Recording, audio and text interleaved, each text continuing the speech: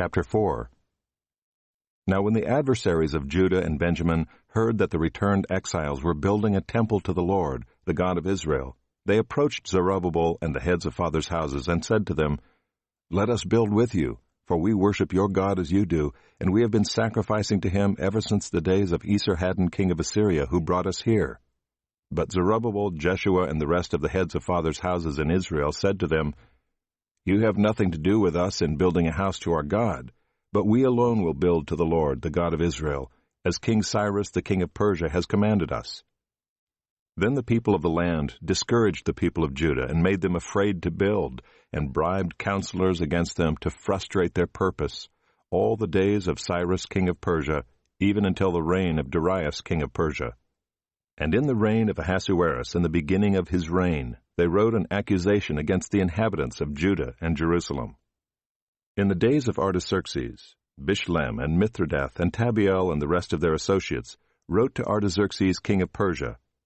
The letter was written in Aramaic and translated. Rehum the commander and Shimshai the scribe wrote a letter against Jerusalem to Artaxerxes the king as follows.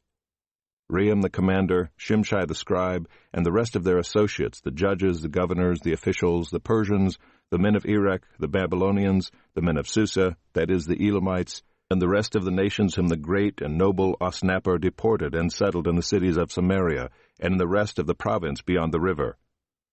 This is a copy of the letter that they sent. To Artaxerxes the king, Your servants, the men of the province beyond the river, send greeting. And now be it known to the king that the Jews who came up from you to us have gone to Jerusalem. They are rebuilding that rebellious and wicked city. They are finishing the walls and repairing the foundations. Now be it known to the king that if this city is rebuilt and the walls finished, they will not pay tribute, custom, or toll, and the royal revenue will be impaired. Now because we eat the salt of the palace, and it is not fitting for us to witness the king's dishonor, therefore we send and inform the king, in order that search may be made in the book of the records of your fathers. You will find in the book of the records and learn that this city is a rebellious city, hurtful to kings and provinces, and that sedition was stirred up in it from of old. That was why this city was laid waste. We make known to the king that if this city is rebuilt and its walls finished, you will then have no possession in the province beyond the river. The king sent an answer. To Rehum the commander and Shimshai the scribe and the rest of their associates who live in Samaria and in the rest of the province beyond the river, greeting. And now the letter that you sent to us has been plainly read before me.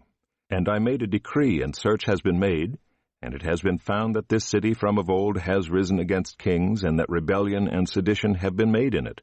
And mighty kings have been over Jerusalem, who ruled over the whole province beyond the river, to whom tribute, custom, and toll were paid. Therefore make a decree that these men be made to cease, and that this city be not rebuilt, until a decree is made by me.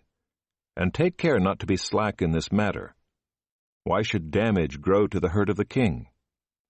Then when the copy of King Artaxerxes' letter was read before Rehum and Shimshai the scribe and their associates, they went in haste to the Jews at Jerusalem, and by force and power made them cease. Then the work on the house of God that is in Jerusalem stopped, and it ceased until the 2nd year of the reign of Darius king of Persia.